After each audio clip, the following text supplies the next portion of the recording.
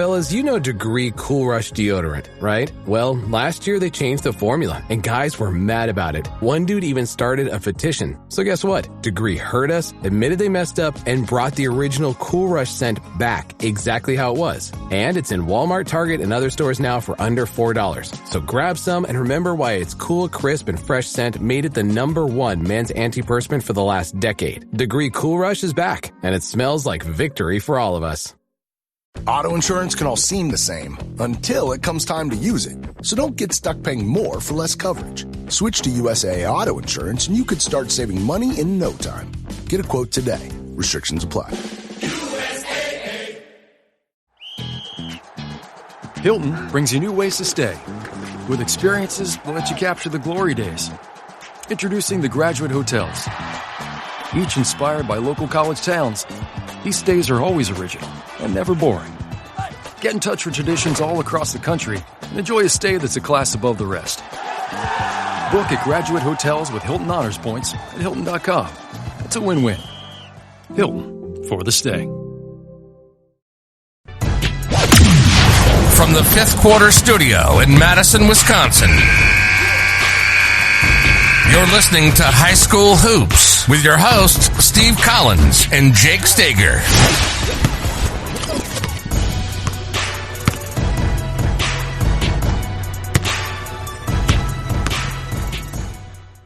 Before we get started on the podcast, I'd like to do a big shout out to our two sponsors. First of all, Dr. Dish, who has signed up for another year. Thank you, Dr. Dish. Thank you. Thank you.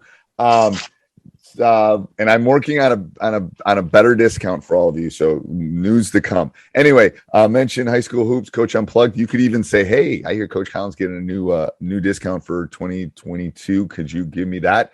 I won't tell you what it is because we're still in negotiations. But anyway, right now, $350 off. Mention Coach Unplugged, Coach Collins, whatever, High School Hoops, whatever you want, Teach Hoops. And then also go over and check out teachhoops.com for coaches who want to get better, the one-stop shop for basketball coaches, a little bit of everything. Start checking our YouTube channel because I'm going to be posting a play or Coach will be Coach is going to light up our YouTube channel. And then also go over and check out funneldown.com. I think that's right. I don't even remember what my URL is anymore. You have now taken the funnel down to a URL. I have. Oops, I got to see. It's not co. I'm Googling it right now, people. Have you made a logo yet? I do. So I also have a podcast, the Funnel Down Defense podcast, which I'm just it's funneldown.defense.com. And it's a funnel and it funnels it down. Anyway, so go over and check that out. Coach, I'm going to have you introduce yourself. Tell us who you are. Tell us kind of your basketball journey. It's very intriguing to me, so I have lots of questions. It's we're doing this right now on a Sunday at 7:19 a.m. where I am. What time is it where you are? It's 2:19. 2:19. Yeah. So that's crazy to me. Anyway, so it's good. I'm glad it worked out as far as getting. I thought it was later than that. That's perfect. Okay. So go ahead, Coach. Introduce yourself. Kind of tell and I want you to go through your basketball journey. Kind of tell us, don't go back to when I was 2 years old playing at the playground, but kind of go back if you played and how we got to the point where we're sitting here talking right now. So okay. I'm gonna turn it over to you. Okay, pretty cool. My name is Nabil Murad. I'm originally from Ireland. I grew up there, and that's kind of where I started my coaching career. It started as a result of me starting to play basketball at about 17, 18, and not really being at the level that I needed to be to make any team. So as a result, we kind of set up our own team, and inevitably I ended up being a player coach, which was not fun because I knew nothing about the sport other than watching Coach Carter in Glory Road. So all I knew was to the baseline.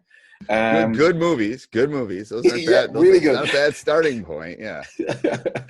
As I guess progressed there, I wanted to become a better coach, and I wanted to become a little bit more knowledgeable, especially working with people that knew more about the sport than me. So all the players I was coaching knew more, and as a result, I guess from not having a young basketball background, I saw the game a little bit differently. And I'm not sure if that's exactly it, but I felt like I got a lot of opportunities to progress quite rapidly. I ended up coaching media's basketball at the Women's Super League, which is the highest league in women's basketball in Ireland. And then I got an opportunity to coach as an assistant coach with the Irish under-16 national team. And just one thing led to another. The year after I finished with the Irish national team, I managed to get an opportunity to coach at Bishop O'Connell High School in Washington, D.C., which was great. Oh, I mean, that's one of the – oh, yeah. So who are you under at Bishop O'Connell? Oh, Coach Joe Wooten, fantastic coach, and I got a lot of chance to work with him. And when were you – and what were the years that you were coaching there? 2013, 2015. Mello Trimble. So we beat you. Oh, my God, I coached against you, Coach. What a small world. Who are you coaching? I coach at Madison Memorial. We beat you in the Beach Ball Classic. Oh, my God. That is a small world. Isn't that a small world? Yeah, Coach was not happy. His wife was definitely not happy with me. Sorry, Coach Wooten. No, it's good. Yeah, Coach Wooten, Terlin, I mean, great people. And yeah, we put up. So let's talk about bird walking. We talked about bird walking before we started. But anyway, so what a small world. That's, oh my gosh. Anyway, so that was a good, we should have won in that semis too. Anyway, I put Doris Fountain on Trimble, and he did it. And now Doris is an NFL football player. So that's about all that could stop Trimble, to be honest with you. But, I think I had two D. I mean, I had Daryl and I had Sharif. I had a little point guard. I had Sharif and I had Daryl, big guy, and they both played D. Yeah, that was a great game. That was a big win for us. Yeah, you're bringing back memories that are good for you right now, and not so much for me right now. Coach was not happy too. I just remember him not being like, "Who are these people from Wisconsin? What are you doing?" Like, we can hoop. And Trimble was, we basically spent 24 hours figuring out how to stop him. And that was we just were going to stop him. We were going to make other people beat us. And we did a pretty good job. And when you put a 6'4" wide receiver NFL athlete on him, it was harder for him to score because, oh, wow, what a small world. Yeah, Mello Trimble, great talent. It was great. Where's he doing now? What's he doing now? Is he playing overseas? Last I heard, he signed a contract overseas. I think somewhere in Europe. I'm not 100% sure where he's at right now, but I think it's somewhere in Europe. Yeah.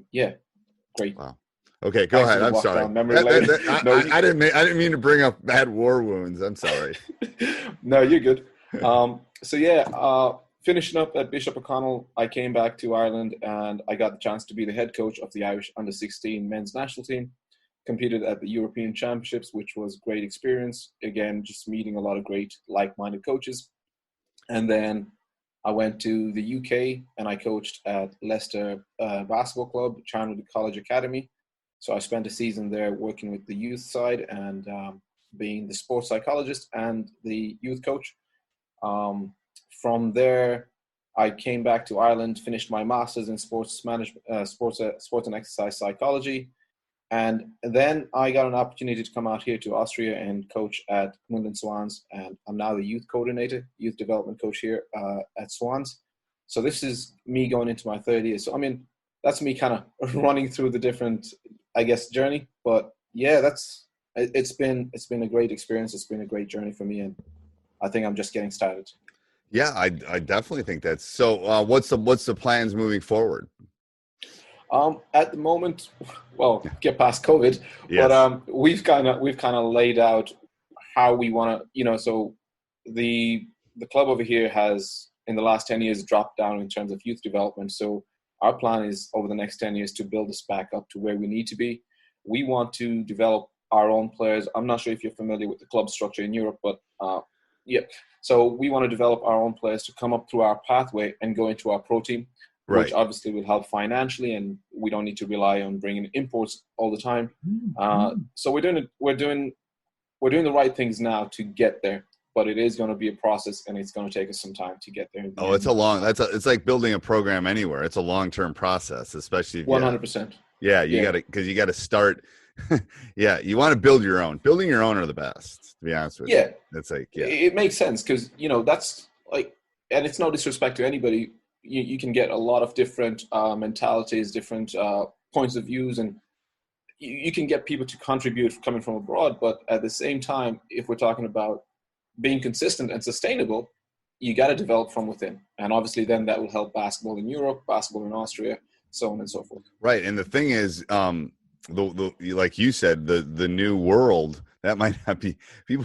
I mean, I can't even go to Canada if I want to go to Canada, so let alone Austria. I mean, yeah. So I think maybe it's forcing your hand a little bit too. It's like people aren't going to be getting people in, anybody. So a little bit. And just to add on that, we actually had 4 professionals last season. But looking at this season, we're only going to bring in, 4 professional, 4 guys who came in from abroad. And looking at this season, we're just bringing in 1 guy.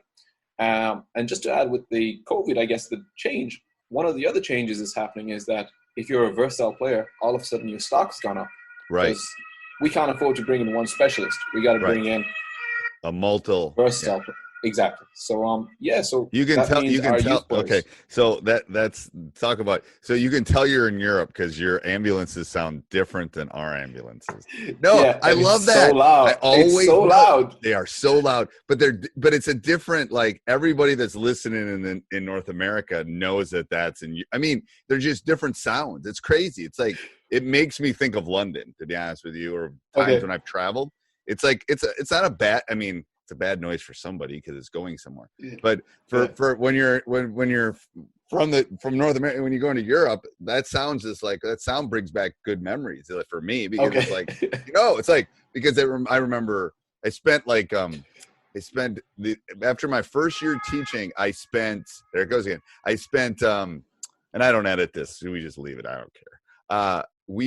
I spent the first summer after my first year teaching with my brother backpacking around Europe. It was the best thing ever. Okay. Oh, it was so much fun. We had so much fun. I was actually gonna bring my kids this summer actually, but the world ended, so then we have to postpone it for a while. All right. So why don't we go through can share your screen, Coach, and we'll go through your thing, and then I've got tons of. I don't have as many European questions because I think I figure out the club system now. Okay. So, right. Okay. I'm just going to go through this, but now I'm not going to go through the full thing. So I guess you got to tell me. We'll just talk about whatever road we need to go down, and then we can share it with people. And awesome. I'll put your contact stuff too, and then if they have questions, they can get a hold of you. Good. You have your website in the bottom. That's perfect. Okay. So I guess one of the things we were discussing before I came on was, I guess, my philosophy on youth development and stuff. Right. And for me, my philosophy can be summed up in 3 words: roots, not fruits. And it lines in with kind of how we're doing things here. Our job as coaches is to facilitate the garden, is to facilitate the conditions for optimal growth. It's not to come in and say, well, we got to harvest X amount. It's to come in and say, well, are we doing a good job that the plants are growing and are going to be sustainable over the long term. So my job is a gardener, and I just got to create the optimal conditions so that all of my players will get to where they need to get to. Right. I think that's great, kind of my philosophy. I always tell people when you plant a tree, it's not for you, it's for future generations. Like go out in my front yard and put a seed in and plant a tree. It's not for me, it's for my kids and my kids' kids. Cause it's just going to grow, but it's not going to grow to where, so I think that's a great thing for like us as coaches too. We're not going to see the reaps of all our stuff. It's like, as a teacher, I'm just trying to make the world a little bit better. And then, I think that's great. No, that's 100% it. Cause you just want to leave the world a little bit better than you found it. And that makes so much of a difference, right? Yeah. Yeah. Yeah. There's your meaning of life, kiddos. They always ask me. Yeah, and I think it's really interesting because a lot of people forget about that. They don't they kind of want results and they kind of want wins. And in terms of youth, hey, go back to that last screen because number 1 is a big kicker for me. Before we go on, here's something that you can use that I always use with my youth coaches is I go, you do not want to be a kid's last coach. Like, nice. that should be your goal in life. And they go, what do you mean? I go, that means they quit. Like, now, if you're a high school coach, I might be the kid's last coach just because they might not be good enough to play anymore. But under the age of 13, you should never be a kid's last coach. Like, because they're playing soccer, baseball, like whatever. And if they give it up, if they give soccer up because they're 9 because of you, then that's a problem. Like, they shouldn't give up soccer when you're 9. You should be playing as many sports as you can because you don't know what you want to be. Okay, sorry. Yeah, that's something I just have pounded into my youth program. Do not be this kid's last basketball coach. I don't care what. I like that. I'm going to use that. Yeah, you can steal that. Yeah, and it's kind of something I say to the coaches I work with. It's like, what impact are we having on these kids? And I spell impact a little bit different with the double T at the end. All right. And I'll explain to you right here. So the way I look at it is we've got 7, I guess, skill sets. And as coaches, we want to, impart intelligence skills, mental skills, psychological, athletic, communication, technical, tactical. For me, just going back to what we talked about, we've no idea where a kid's going to end up. If he quits soccer because he wants to go play basketball, if he quits basketball because he wants to go play volleyball, whether he's going to decide, or he or she's going to decide, I want to be a doctor, or you know what, I just want to play recreationally, whatever it might be. So with these skills, the first 5 are transferable skills. The technical and tactical skills are only applicable to basketball. Right. So if a kid decides to move on, then, well, as a coach, what have you done for him or her? So intelligence is kind of, I look at it and say that, well, that's creativity, that's problem solving, critical thinking, decision making. Those are those skills. Mental, your confidence, your commitment, your competitiveness, your composure. Right. So those are skills that we can say they're life skills, but that's kind of how I break them down. Right. Psychological skills is your leadership, your emotional intelligence, your empathetic skills. Right. So again, life skills. Athletic, your speed, agility, your coordination, your balance, all the regular stuff. Athletic skills. Communication, and I think this is huge. Especially in today's world, body language, verbal, nonverbal, tone of voice, dealing with confrontation, managing conflict. We could go down a rabbit hole with just communication skills. And the way I look at it is like, well, when I'm in a practice setting, am I just giving them technical, tactical skills? Or am I, adding value and making an impact and giving them skills that can be transferred to other areas of their life, whether it's school, whether it's at home, whether it's, their studies, whatever it might be. So that's kind of how I look at it. And that's what I mean about roots, not fruits. So I'm hoping that I'm being deliberate in sharing and facilitating their growth in more than just one way. Right. I think that's what I say. It's the teacher in me. So I've been a teacher for 30 years. I'm just, the court is just another classroom for me. And everything I do, I want to do those first 5. That's awesome. Okay.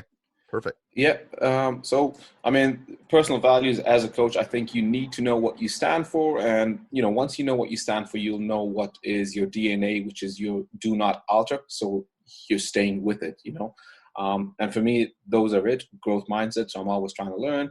As a youth coach, you got to know what it is. Contribution, trying to give back, trying to serve others, being tough, which basically means being persistent. And I like what I like for toughness is I like grit. And I like grit because grit is the combination of passion and perseverance. Yeah. So because I don't know if I don't remember who I was listening to. I listen to a lot of podcasts, but and obviously because I do 3 podcasts, but I listen to a lot of them too. But someone was talking about if you have passion towards something, it's not work. Like, I don't really want to empty the dishwasher. I don't like emptying the dishwasher. There's no part of me that wants to do it. So I procrastinate and I don't do it. But things I like to do, like this, I can get up. The things that I want to do. So you got to find that passion and perseverance. And that's where, going back to what we were talking about before the age of 13, we need to let them find their passion. Like, 100%. If we shut the door, you never know. At 9, they might not like basketball, but 11, they might. They're still trying to figure out the world and, whether mom and dad are going to yell at them, let alone, I love that. Yeah. Yeah, 100%. Like you said, even if a kid quits basketball for whatever reason at 9, but it was a positive, enjoyable experience, there's a chance he'll come back to it, or she'll come back to it. So, like you said, you don't want to be shutting the door. Yeah. So, and then, I mean, obviously for me, my last values, being honest, it's integrity, doing the right thing, and just figuring out ways to do the right thing, which, coming back to what we just talked about, like dishwasher and podcasts, well, kids don't need to be motivated to play video games. Well, then, so that's, why is that? And I'll try and learn and see why. And you got, what was it, Fortnite? All of a sudden, every kid wanted to play Fortnite, including NBA players. Well, what is it about that gets kids staying up till 4 a.m. playing? Right. But we can't get them in the gym. So I think we can learn a little bit from that. And kind of what I kind of observed was the fact that, they've got autonomy, they've got freedom, they can choose when to play, they can achieve competence. I mean, they start at an easy level and move up, and they get a chance to play with their friends. But there's no standing around. There's no coaching interruptions. There's no standing on, and they have that freedom. So I think we can learn from that by just kind of, facilitating some of those skills, those attributes, the autonomy, the dopamine hits, the freedom levels, and bringing it into sport. Now, not too much, because obviously we are teaching discipline, we are teaching all the other stuff, but understanding that they are kids. Hey, go back to that previous one. So why do they do it? So let's talk about how we can take the video game stuff and use it in basketball. I love that. Like, I 100%. I've never thought of this, and that's why I had you go back, because this intrigues me. It's true. So I'll jump on it and say, just quick segue and come back into this. So if a kid, for whatever reason, shows up at one of our pro games, so we've got these school nights, where kids from schools get in for free. So this kid has never played basketball, 9 or 10. He comes in and he watches a game, and he sees our guys, shooting threes, coming in and dunking it, and it's exciting. The atmosphere is going crazy. People are shouting, and the European atmosphere, it's crazy. So now he decides he wants to come play basketball, and then he joins a practice setting, and the coach puts them in lines and is talking to them and telling them the entire time. And the last 5 minutes, the kid gets to play. Well, we hooked him with the pro game that he watched, and now we're losing him. So for me, learning from video games is hook them and then keep them. So what we want to do is, especially early on when kids joining, or the younger ages, we want to have a lot of games, and we can facilitate some of these skills through games. Michael McKay, Canada Basketball, he calls it hiding the spaghetti in the meatballs. I'm going to butcher that, but no, I know what you're saying. It's like you hide like the broccoli inside the spaghetti or something. Exactly. Something they don't want to eat. They don't want to eat their vegetables. They want to eat their or even a better one would be put your peas inside your brownie kind of thing, because they want the brownie. They don't want the peas. Yeah. Yes. I agree. So we can do that through doing a lot of games. We allow children to experiment and fail without fear of criticism. So I've noticed this about Spanish basketball. They actually encourage mistakes, and that's something I've tried to embrace. I want my guys coming in and being ready to make at least 2 or 3 mistakes. So I always use the analogy with this when we didn't have basketball camp this year, obviously, but I say it's a growth mindset is where it's coming from, but it's more like I said, I live about 3 miles from the school. I go, okay, I live here. Do you think I can dribble this basketball home? And they all look at me like, well, yeah, probably. I go, I bet I can too. Am I a better dribbler when I do that? And they'll say, well, no, I go, yeah, because I haven't pushed my threshold. So I say, when we're doing all these drills at camp, I said, I want the ball bouncing all over, because that means you're going to the window where you're not in the comfort zone. I said, I could literally walk and dribble a basketball for 15 miles till I got tired walking, not dribbling. And I'm not going to be a better dribbler because of that, because I haven't pushed. I want to push to the point of making mistakes. And we clap for mistakes and stuff. I mean, that I want that, and I think that's what you're talking about. I love that. I mean, mistakes are good. Yeah.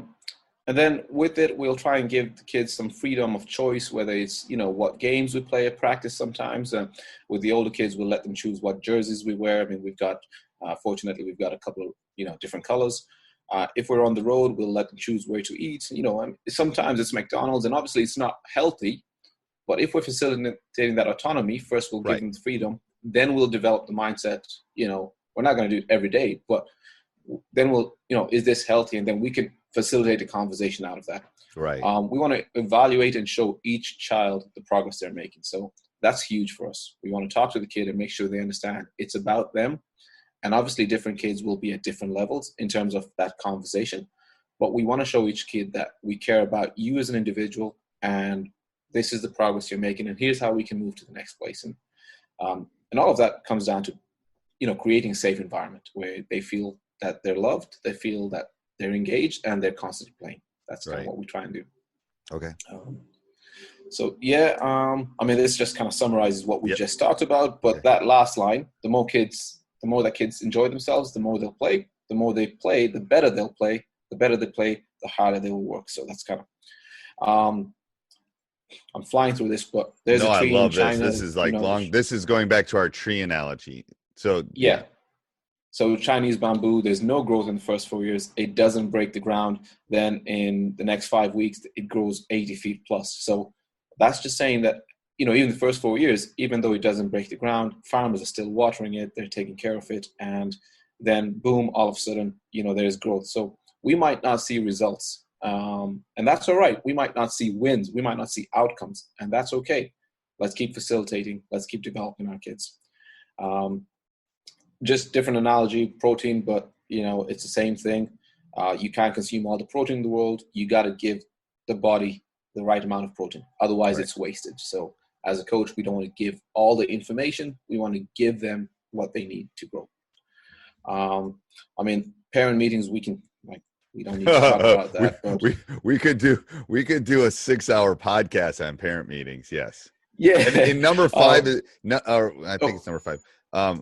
I think, and I'm just because people are going to be listening, I think the key to parent meetings parents is over communicate. Yeah. Like they just want to know what's going on. Most of them. Most of them. Yeah. Just briefly, even parents care about their kids as much as us as coaches. They might not have the right information. They might not see the bigger picture we care about. But they do care about their kids, and they definitely want success for their child. And then it's up to us to communicate how we're going to help them achieve that. So they're not the bad guys. No. Sometimes they might act like it, but they're not the bad guys. Right. And sometimes you can't be rational with irrational people either. So I always tell people that. Yeah. So don't take it personally. That's what I tell the coaches. I said, I have my nephew here who's like 7, and I have my nephew visiting who's 7 and 2, and my daughter's like getting upset. I go, Emma, stop. You can't be rational with an irrational. They're not rational. He's not. He's tired. He's not rational. Just let him go. It's like don't take it personal. It's just not. That's just what it is. But parents are very similar to a 7-year-old at times. They need a nap. Well, you're right in saying that. If a kid is throwing a tantrum, you're not hardly going to rationalize it with them. You just let them have the tantrum. It's the same thing with parents. Yeah. I've let more than a handful of parents just vent at me, and it's like, they just want to be heard too. Yeah. Yes. Yeah. Kind of developing youth. We're going through this. Yeah, this is great. Team meetings. So in a preseason team meeting, we'll introduce the staff, talk about logistics. We will discuss core values. That's really important for the teams to understand. We talk about standards. If it's an under 14 team plus, we'll probably let them, come up with their own, because once they, if they come up with it, they're probably going to buy in a lot more. We talk about expectations. We discuss rotations. If we have 20 players, how we're going to deal with it. If we have 12 players, how we're going to deal with it. We talk about communication policy. Like if you're not going to show up at practice, how, when, early you should communicate that to coaches. Talk about, events that are coming up, what the dress codes are, travel details, playing philosophy, identity, roles. And I think the roles is huge, because anytime somebody does not know what you expect from them, they're not sure where they fit in your plan, in the team, in the system. They don't know where they're going. So roles is huge. And really. Roles is for me, even I think roles are important in the beginning of the season. I think roles are important mid-season, sometimes twice during the season. They're important after the season to help them move forward. I think all of that is important. Before we do that, but because I want to talk about number 1, is how do you go about hiring? What's your standard for hiring, and how do you do that? Okay. coaches? So with this program, it's very different with Swans, where there's 2 professional coaches in the club, and that's myself and our Bundesliga pro coach, and everybody else is a volunteer. So that hiring process of coaching is, so we try and obviously look at players who are coming to the end of their careers, or players who've stopped playing for a while, have kids. We look at teachers in the schools. We communicate with them our vision. At least this is what we're doing this season. We're communicating with them. This is our vision. This is where we want to go. This is our player pathway. This is how we're going to develop players. This is what we stand for. Would you be interested in coming in and helping us out? So we're trying to cast a wide net at parents, at volunteers, at school teachers, former players, current players who are coming to the end of their career, just to try and get some. Because actually, just between, obviously it's on a podcast, we're not sure if we have enough coaches for next season. And if we're not sure if we have enough coaches for next season, then we can't be picky. But what we can do is, once we've hired coaches or brought in coaches, we need to develop and invest in them. And my philosophy as well is the number one thing we need to do for player development is develop your coaches. I agree. So, I agree. I think people don't do that. I think people spend a lot of time on all the stuff we're talking about, and don't spend as much time. I mean, the world is run by people at this point. AI hasn't taken over yet. So I'm just saying, I think you got to invest in, I mean, all the behind the scenes stuff is important to put on the musical Hamilton. I get it.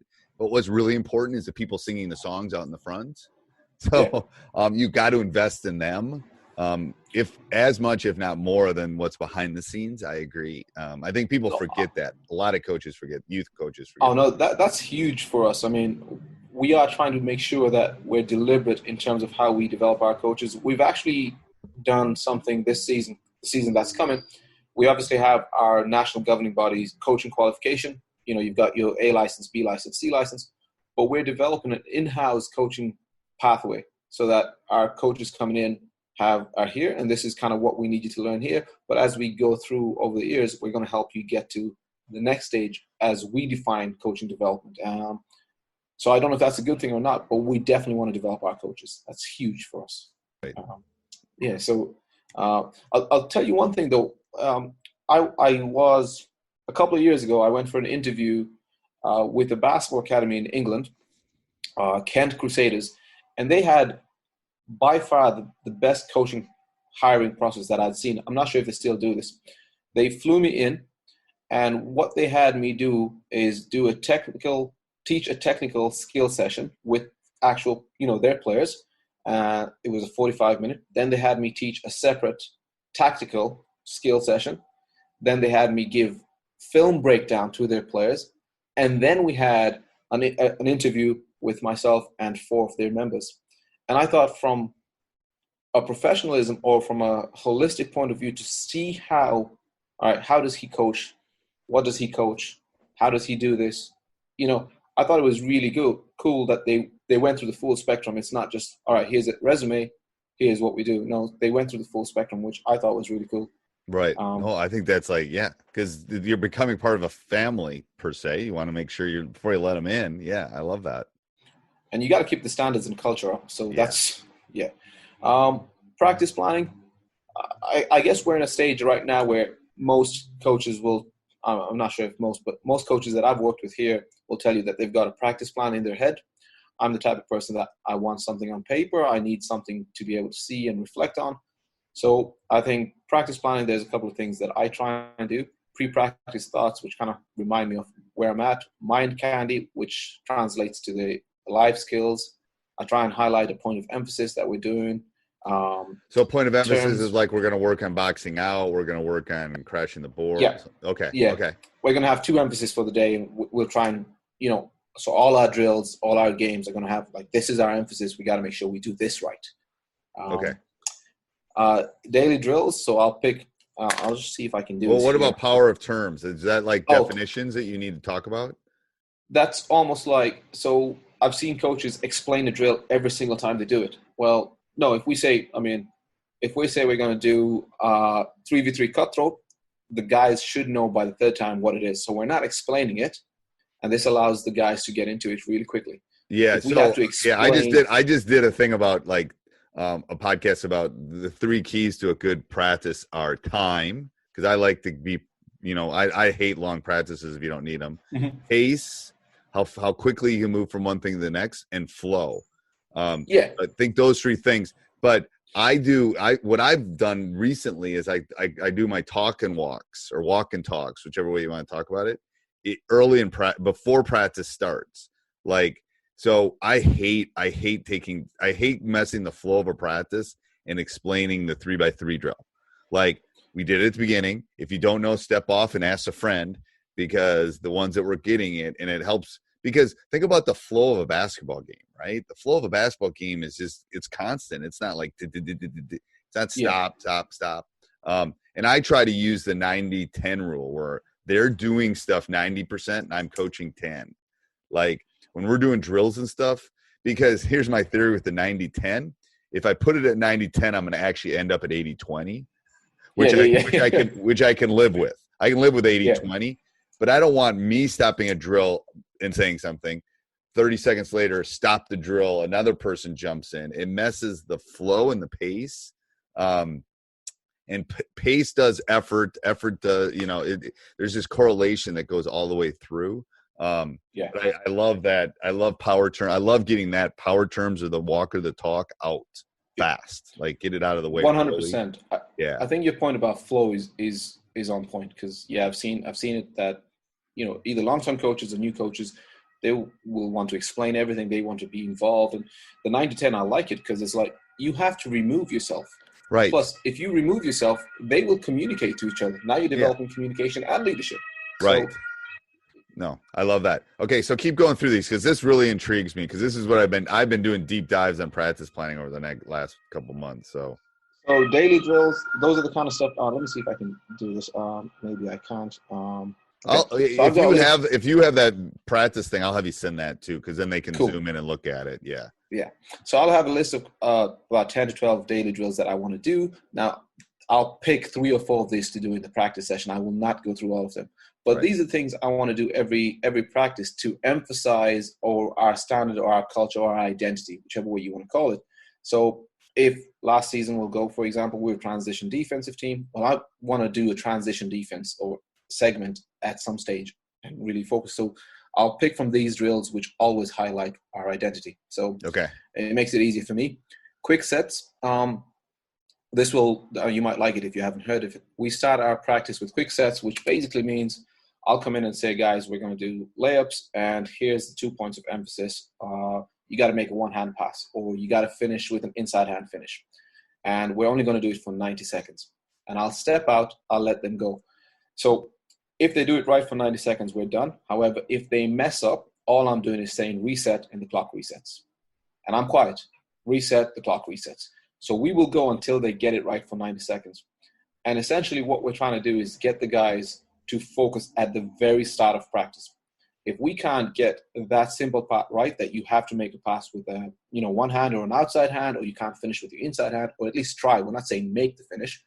And if you can't focus at that stage, well, we're not going to go halfway through the practice and then have problems saying you guys are not focused, because we've done it at the start. And the other thing is, after a couple of times, players will start holding each other accountable. So you don't have to. You don't have to do that. Go back to 6. How do you do impact situations? Is that something you talk about? Yeah, I'll have it here in this point here. I don't know if you can see my mouse. So if I'm doing a drill, I'll have it here, and I'll just have an IMP or whatever. So if it's an A, for example, I'll make sure that I tell one of the players, look, we're trying to focus on coordination here. Just keep an eye on your teammates, give them some feedback. Okay. If it's psychological, I'll do that. So, but it helps me stay on point. Okay. Progressions, regressions, really it's to make sure I have something. If it's too easy, I got to have something to go advanced. If it's too hard, I got to have something to go lower. And I'll have this sometimes for individual players, especially if it's individual stuff. So maybe Mike can't do everything at the same level. So I'm going to have something for him. Teams, I'm going to have my teams kind of laid out here, my 3v3 teams, 4v4 teams, 5v5 teams.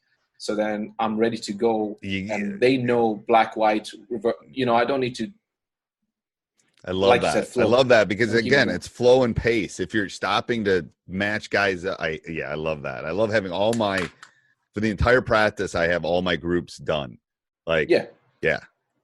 Which just makes sense. You want to keep things moving. Post-practice thoughts. So at the end of practice, what I'll do is I'll take 15 minutes and I'll reflect on the practice, write down anything that I think is relevant. Mike had a bad practice. Well, why did he have a bad practice? What can I do differently to facilitate that next time? This drill worked, that game didn't. Well, it's not only it did and it didn't. Why did it do it? Did I move too quickly? Did I explain things right? So I'll reflect on the practice. In my post practice, that's my drive home. So okay. So here's how I do it. So for other coaches that are listening, here's how I do it: is I turn off the music. I turn off. It's just me and the car and driving, because then I kind of get all the clarity of the chaos of the day out, and I can reflect on that. It's what, I don't know, 10-minute drive, and I can just reflect on. And then when I pull into the driveway or the garage is when I pull my thing out then, and I'll go, we need to do this. Because it's almost like the fog of battle too much right after practice for me. Okay. I will jot stuff in that during practice. I'll jot stuff down too. Like, oh crud, we need to work on our help side or our pack line or whatever it is. Yeah. And so then when I look at the practice plan and I'm doing the next one, I'll do that. But I'll also, I like that, like, it's almost a meditation thing for me. It's just something that people could think about, but I love the post. You got to think about it. You can't wait a day because it will go away unless you're going to go back and watch practice. I think you got to do it, at the same day. Now, just a quick question for you. Your practices finishes about 5 p.m.? Yeah, it depends if we have early. It's like 5:30, or if we're late, it would be like 7:30. Okay. I tend to do my practice planning, and I've asked tons of coaches. I tend to do my practice planning in the morning, the day of. So I'll wake up earlier and do it. And the reason I do that is I want to kind of leave. I'm done with practice. I want to leave it. And I know I'm thinking about it. Like, I know I'm dreaming about it. I know I'm thinking about it subconsciously. I know the wheels are turning, even though I'm not, like, after this 10 minutes, not like sitting down and thinking about it. Because then it's like a brain dump the next morning for me. A cup of coffee, silence in the house, poof, brain dump. So I got a question for you, and I wonder if your European coaches have weighed in on this. One of the reasons why I do it straight after practice is, well, I guess most of the European clubs would finish practice at about 9 p.m., sometimes 10 p.m. And all I want to do is get home and spend time with my kid or my wife. Right. So I don't want to, so I wonder if from your guests, the European coaches, would they do it, 15 minutes later? Would they do it straight after? I don't know if that's something. Yeah, that'd be interesting. I'd love to hear that. Yeah. I'll put something I'll put my email in the show notes, and if they want to email me, that'd be interesting to know. That's late. Holy cow. You guys because you guys do everything late in Europe anyway. You eat late. Well, one of the things is because you've got, like, the basketball in the States is a school or college. So, and we're more club-based, so kids got to finish school and college before they come. And that's a little bit different, I guess. But it's not ideal. No. Yeah, and I'll get that. I'll get the form there too. I'm always looking for forms, and that would be great. Maybe they can look at those drills. Cool. Halliday presents, in the red corner, the undisputed, undefeated Weed Whacker Guy, champion of hurling grass and pollen everywhere. And in the blue corner, the challenger, extra strength Halliday. Eye drops that work all day to prevent the release of histamines that cause itchy allergy eyes. And the winner by knockout is Halliday. Halliday, bring it on. This is tweets. You talked about flow. Well, I want to coach in tweets. I don't want to stop and explain things. However, at times I want to, I guess, get a player to come to the answer himself, which means I can't give him the information. So generally I'll do it in the middle of a game. I'll sub one player out and talk to them really quickly and try and tease out the answer, or I'll do it at the end during a review feedback segment. But in the flow of the game, I want to coach in tweets. It's Snapchat. I love it. It's like little snippets. It's quick. Yeah. I love that. Yeah. Empowering players. This is that, we're building self-esteem, we're building confidence, we're building autonomy. So I'll let players, choose a drill or game, depending on, where they are, if I think they deserve that opportunity. I'll offer them opportunities to provide feedback, offer suggestions to improve. Like, this is something that they've really taken on last season, because 2 years ago was my first season here, and they thought I was crazy. Just to give you an idea, I've come from coaching Ireland, UK, States to Austria. Austria is made up of Serbians, Bosnians, Germans, Eastern Europeans, Croatians. And if I'm not Zelko Obradovic, if I'm not yelling at these guys, they think I'm soft. They think, oh, well, coach doesn't know what he's doing. So my style of coaching has taken about a season and a half, 2 seasons for them to understand, wait, he's a different style of coach. So a lot of this stuff has taken me a while to even get where we've had that same level of respect and they understand what I'm doing. Right. But last season, they started to offer suggestions without feeling like I was going to chew them out for offering feedback. And we'll have them, they can have an input on T-shirt design and stuff like that. Right. So that's kind of how we try and empower our players here. Managing success. So, yeah, Goldilocks, it's not too cold. It's not too hot. It's just right. That's got to be with our drills. Can't be too hard. Can't be too easy. We want to try and get them to about 60, 75% success. If they keep failing all the time, they're going to get bored. They're going to quit. They're going to get frustrated. If they keep winning all the time, they're going to, get bored again. So we try and manage it that way. Reflection, we just talked about. This is just kind of how we try and get our coaches to develop self-awareness. Which is hard. It's harder for the coaches, I think, sometimes than the players. Yeah. I love journaling. I love journaling. I think that's great. It requires a lot of self-discipline, I think, for the coaches, and sometimes we're not that good at it. But journaling, that's, it's a huge self-discipline. You got to be disciplined to do that. And all of these, I think, can help you. Like you said, yours on the drive home where you almost kind of use that time. Well, I wonder how many coaches genuinely do that, especially in the early phases of their coaching career. Right. And that's something that can really help. I try and question everything I do. Like, why did I do it? How can I do it better? What can I do to change? So if I had an interaction with a player that did not go as planned, well, it's not his problem. It's my problem, because I'm the one who I can change myself. I can't. And by changing myself, I might be able to impact him. We try and do the same with our players. Last season, actually, we had all our players, under 19 actually, write a match review after every game. And in that match review, they highlighted what went well, what can we improve on for themselves, for the team, and for the coach. And this is what I mean about, putting myself out there. It was very difficult at the start of the season for them to write, well, coach, you need to manage the timeouts better. Or coach, you need to manage the substitution better. But towards the end of the season, where we're opening up a little bit more, and then they can tell me, coach, you didn't do a good job here, which allows me to get to know their thoughts, and we can have a conversation about that. And I can understand where they're coming from. They can understand where I'm coming from. So we're moving on together, which stops them from backbiting in the locker rooms and saying, well, coach doesn't have a clue what he's doing, Right. So, so that's kind of also, it allows them to develop their critical thinking skills. So that's just self-awareness developing in coaches and players. Enhancing performance. You mentioned this early on. You said something about pushing yourself to the edge of your comfort zone. Well, in any racing engine, the nearer you are to disintegrating it, the better the performance will be. And that's Formula One, whatever. You want to push yourself to the extreme. Right. To the point of breaking. Yes. Exactly. And I'll look at it and I'll say, for my players, well, the composure is one. So the engine temperature, I'll look at it, that's the player's composure.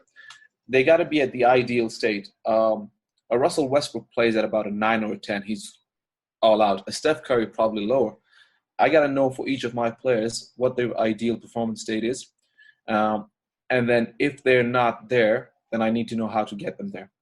The tachometers for me is the motivation levels. The more motivated a player is, the harder he'll work. So I want to make sure that they're motivated to the point where they're redlining it, but not over-motivated where they start going crazy on the court. Then obviously looking at their confidence, how confident they are. The more confident they are, the better the performance will be. Unless they redline it, then it's overconfident, cocky, and that's a problem. And then the last thing is the fuel gauge, so body fuel.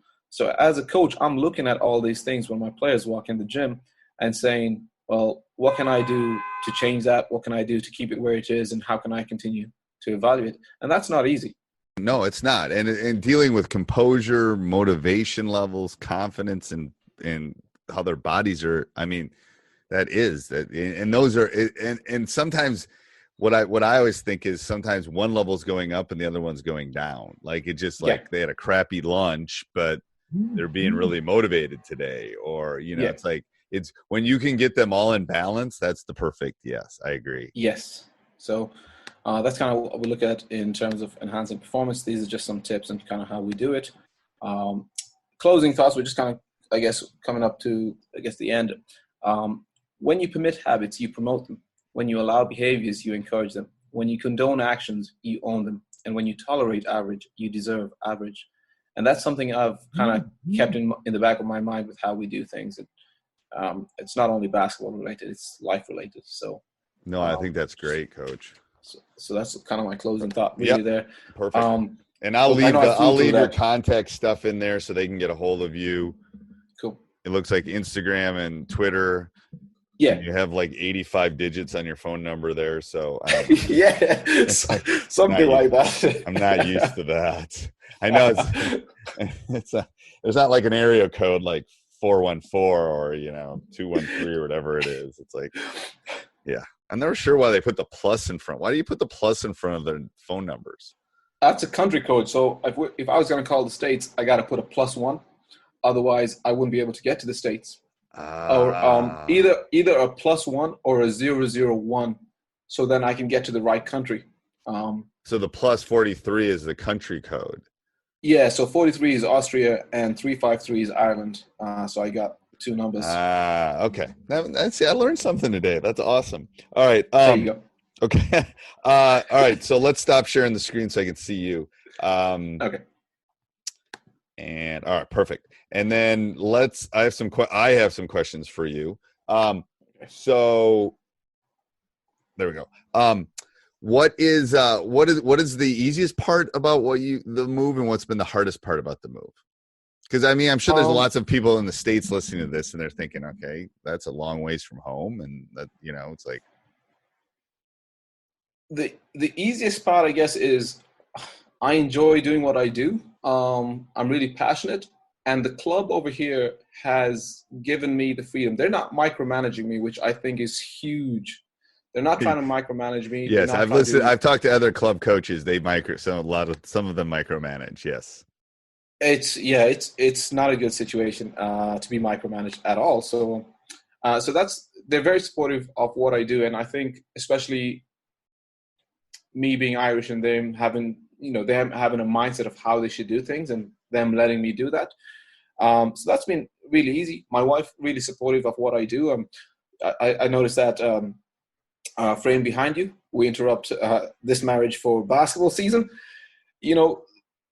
My wife, your wife, the MVPs. I mean, we wouldn't do what we're doing so without them. And she's been really supportive of this. And so that's been the easy part, I guess. Okay. What's the hard part? Hard part is, packing up, and you don't have, as a coach, you're not sure of your safety security. Like previous programs, it didn't work out. You're packing your bag. So my first season here, it was like, all right, let's not decorate the house because I don't know how long we're going to last here. So obviously from my wife's perspective, it's like, well, I can't put, frames up. I can't do this. And, that's always in the back of your mind. Well, if we don't get the results, or if we don't get the success criteria ticked off, well, we might be moving soon. Right. Yeah. So that's quite difficult. Not getting results early on. I mean, I didn't get results early on. And at the back of my mind, I guess that was really tough for me until the management brought me in and said, you look like you're worried. And I was like, yeah, for sure. And they're like, we're not worried about wins. Just keep doing what you're doing, which was a huge load off on my shoulders because but that was difficult early on. And then dealing with a different culture. For me, it's like it's the first time I'm coaching in a place where they don't speak English as a first language. So I'm learning German. What's the first language? German. So if I'm coaching under 19s, well, we don't understand each other. if I'm coaching under 11s, well, we're speaking two completely different languages. And so, yeah, the first 2 seasons were really tough. I had an assistant coach, and I'll tell him, all right, tell the guys to pass and cut. And he'll spend 5 minutes translating that. I'm like, pass and cut, that's not 5 minutes. So really trying to get the coaches to understand my line of thinking, but communicating to them in a way that they get it, which is difficult because they don't speak English too. It's not only the kids who don't speak, the adults aren't really English speakers. So that's been really difficult. Well, that surprises me that they don't learn English. I mean, it seems like most of Europe speaks English. Not that they should. I'm just saying it seems like it's a universal language.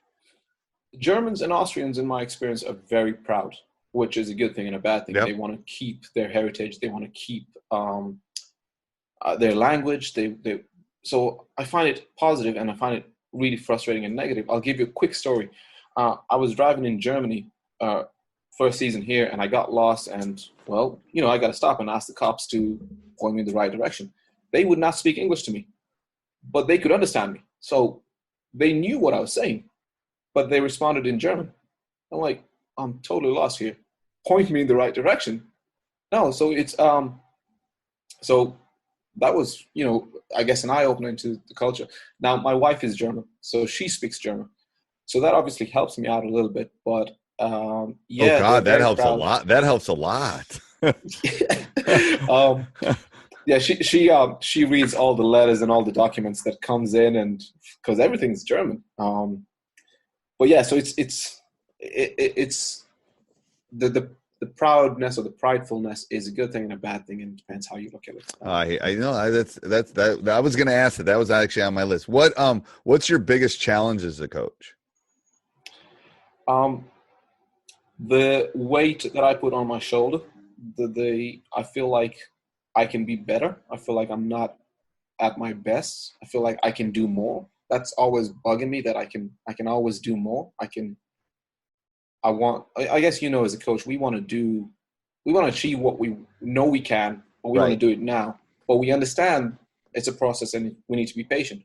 But we know we can do it now if we just did it. So I got to trust my assistant coaches to do something, which takes me about 3 seconds to do, which will take them 2 weeks to do.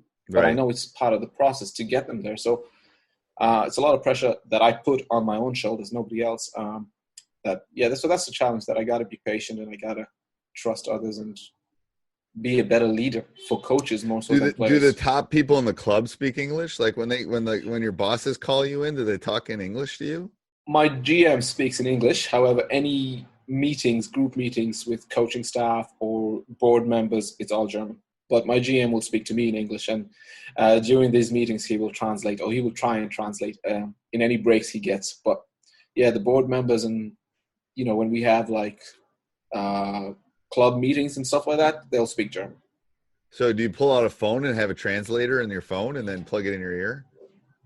My very first meeting here, I got here, we had 57 guys in the meeting, and they introduced me and they wanted me to talk, and they didn't speak English. And I was like, with my Google Translate, I'm like, trying to get all the information in, which was, so I did that last season. This season, the second season, I've become so much better at my German, so I don't need to.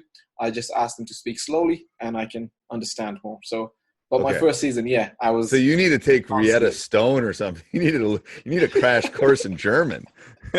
I did. I went to school my first season. I went to I actually enrolled myself into school and did a German course because trying to learn from home and going into school and learning is two different things. So, but that was a good decision that I went into school to learn German. Right, because there's dialects too. I'm guessing there's speed, there's dialects, there's all. Yeah, oh wow. Yeah. What's the hardest thing to teach? What's the hardest skill? What's the hardest thing as a coach to teach? That's really cool. I haven't thought of that. What's the hardest skill to teach? I wouldn't say technical, tactical. I feel like the desire to learn. I'd probably put, I'd put learning as a skill. and Oh, the I think desire so. to learn. That growth mindset is hard to teach. That Yeah. grit is hard to teach. I agree. Yeah. So that would be it. Screening is, reading a screen is hard to teach too, but Yeah. I think it's footwork. I think footwork, and it's better probably, and maybe it's better in the Europe than it is here, but footwork is something that isn't really taught in the States like it should be. So here's a question for you, if you don't mind. Is it hard to teach, or is it just not taught? No, I think it's hard. I think it's hard to teach. I think the minuscule parts of footwork is a hard it's much harder. First of all, I don't think they correlate the advantage of it, so it's harder for them to connect with you when you're teaching it. It's unlike me. If I take a kid into the gym and teach them how to tweak their jump shot, they're all in because they want to be in. Even rebounding, something like that, I think there's more buy-in. So I think the footwork and that stuff, there isn't the buy-in. So you're starting at a disadvantage even before you start. And then there is so much minute things. If you've ever watched like some of the Steph Curry, I mean, to get footwork and to get reads down is a higher level. It's like being a PhD rather than having a master's degree or a bachelor's degree. I got you. It's a higher level thing, and I don't have time to teach it at a high school level. I don't see them enough to be able to do all that minuscule stuff. But anyway, I just think it's in a good footwork you're not thinking about. Like it's an automatic thing.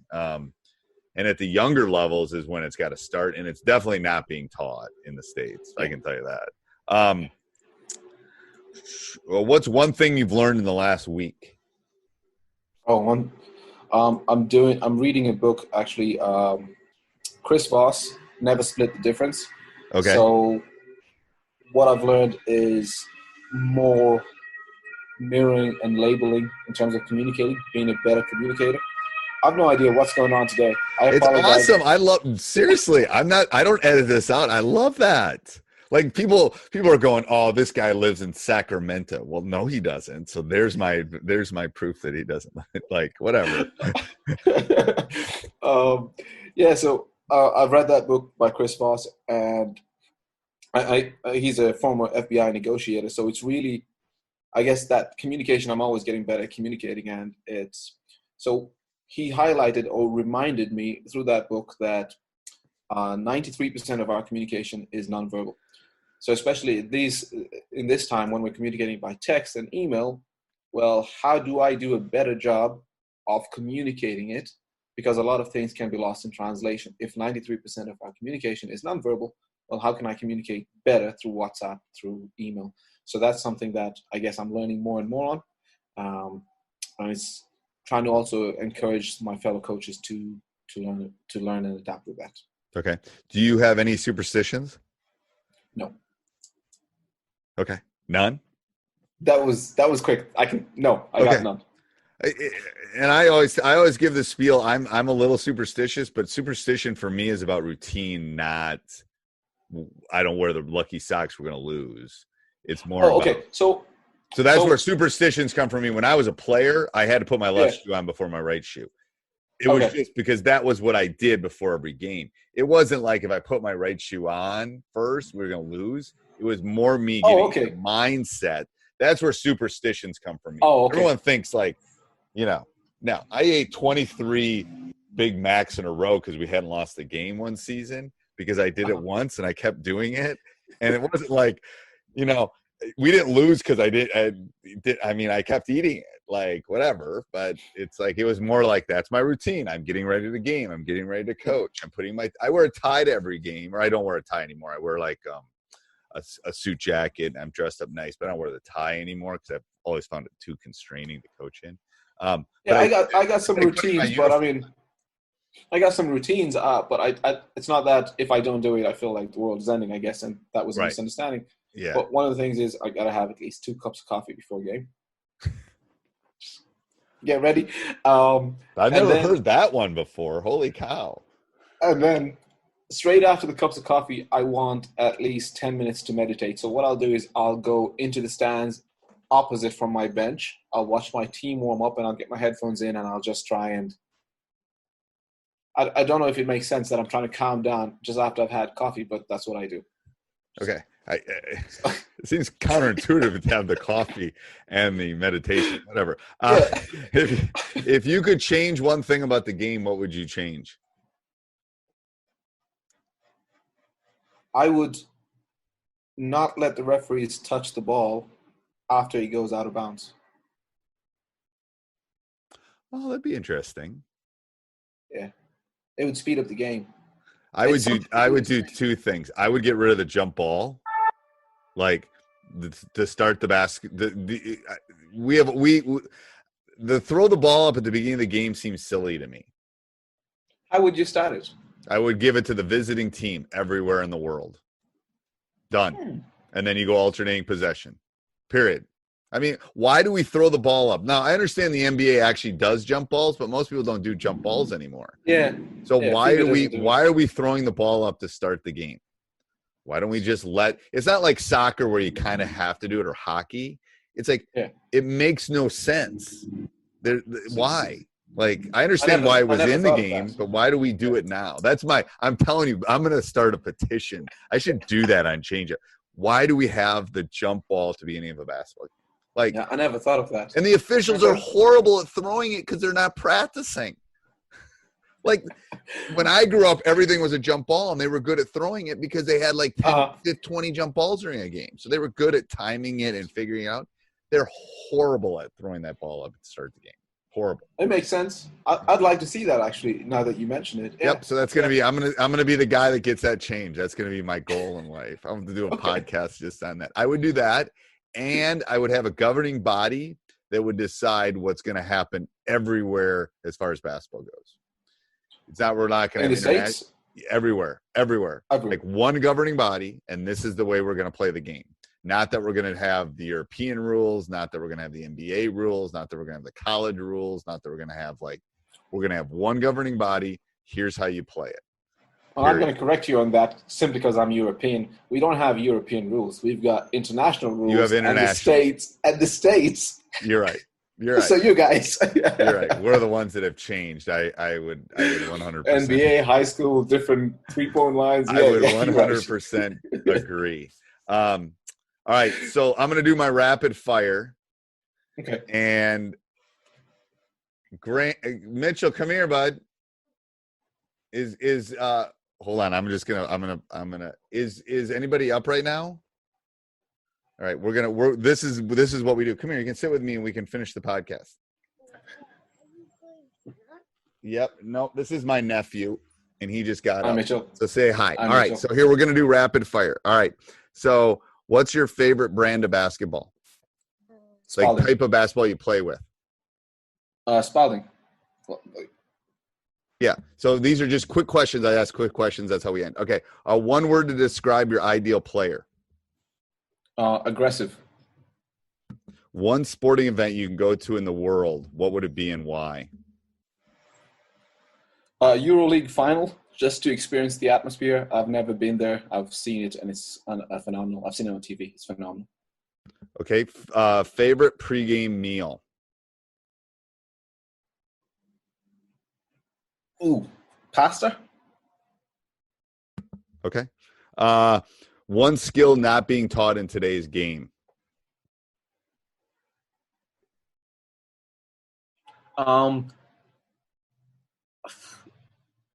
One skill that's being taught that I don't like is triple threat. So I'd say the split stance should be taught instead of triple threat. So maybe split stance. Okay.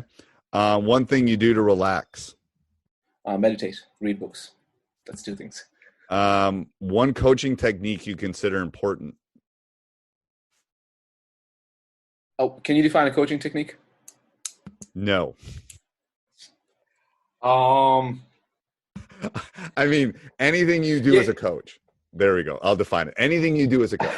Because it can be mental. Like, it can. Yeah, I got it. Connect with my players more. Coach-athlete relationships. Okay. That's why I don't like answering that. Because it can be anything. Okay. Best basketball player of all time. Kobe Bryant. Oh, okay.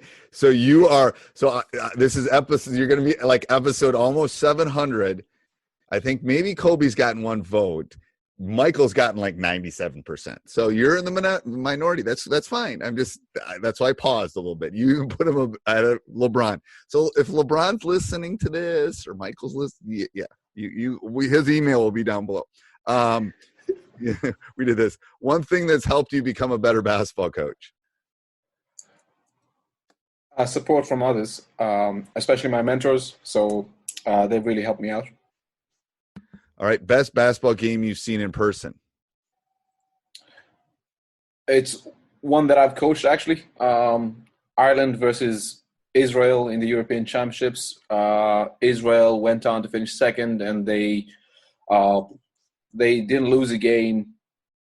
Every game they won was 15 plus, and we took them to the final shot of the game, and we ended up losing by 2. So that was the best game, man.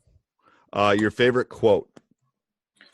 At the moment, it's adapt and thrive, especially because of the situation we're in. We got to adapt to the situation and then thrive. Otherwise, it's control the controllables. Ooh, I like that. One word to describe your coaching style. Player focused. Okay, that's 2 words, but we'll let him have that. We won't say anything. That's okay. I like that. Best basketball coach of all time. Phil Jackson. Okay, I would definitely. I find that one harder than the basketball player one, to be honest with you. Maybe it's because I'm a coach. One book. You can only pick one book. What would you recommend? Atomic Habits. James Clear. Love Atomic Habits. Oh my God, you're like the 3rd coach in the last couple of weeks. It's it's small changes. That's all it is. It's small changes. If I can summarize the book, small changes, people, if you want to change your habits. If you want to get on the treadmill, move the treadmill where you see it every day. Don't leave it in the basement. It's this little micro changes. Perfect. Do you? The other 2 questions is we've already answered. What would you tell your younger self, and what would you change about the game? So, Coach, any parting words? I guess it would be just thank you obviously for having me on. I appreciate it. This is awesome. Really enjoy the opportunity. Really appreciate it. So I enjoyed this. Look, my details, you're going to attach them. If anybody wants I will to put everything so here's how it will work. So everyone that's listening knows this. I will put this on YouTube too. So if you're listening, so I just put it I basically put it everywhere. And then I will put your stuff down below. And if you don't live in Austria and you're 6'11" and you got a 7'2" wingspan, give Coach some contact. I'm sure he'd love to look into you. Yeah. 100%. All right. Yeah. This podcast is part of the Sports Social Podcast Network.